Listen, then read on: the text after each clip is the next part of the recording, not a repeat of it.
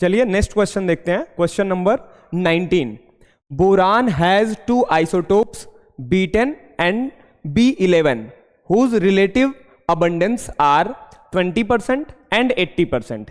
Question में क्या दिया हुआ है? क्वेश्चन में दिया हुआ है बोरान का आइसोटोप्स।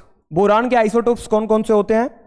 बोरान का आइसोटोप्स है B10 and B11। Boron B10 जो है वो 20% दिया हुआ है और B11 जो है वो दिया हुआ है क्वेश्चन के हिसाब से 80%। ये क्वेश्चन दिया हुआ था आपको निकालना है एवरेज एटॉमिक मास। फार्मूला क्या होता है एवरेज एटॉमिक मास का? Average atomic mass equal to atomic mass into abundance. मैं अबंडेंस को AD लिख दे रहा हूं plus atomic mass into abundance. अब करना क्या है आपको? एटॉमिक मास आपका दिया हुआ है पहले का 10 और दूसरे का दिया हुआ है 11। अबंडेंस परसेंटेज इनकी दी हुई है 20% एंड B11 की दी हुई है 80%। अब हम क्या करेंगे क्वेश्चन में, एटॉमिक मास की जगह रखेंगे B10 का 10 और इनकी अबंडेंस दी हुई थी 20%। को हटाने के लिए हम डिवाइड करते हैं 100 का।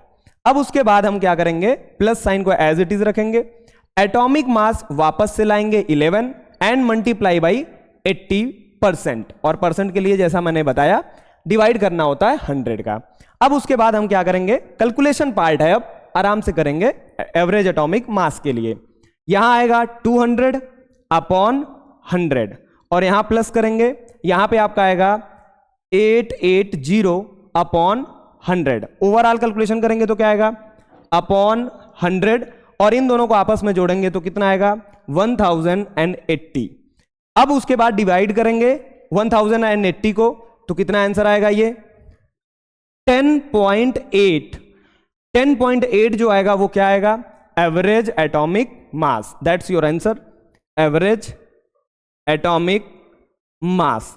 अब ऑप्शन हम चेक कर लेते हैं। पहला ऑप्शन है 10 ग्राम, दूसरा ऑप्शन 11 ग्राम एंड तीसरा ऑप्शन 10.5 ग्राम and last one is 10.8 gram.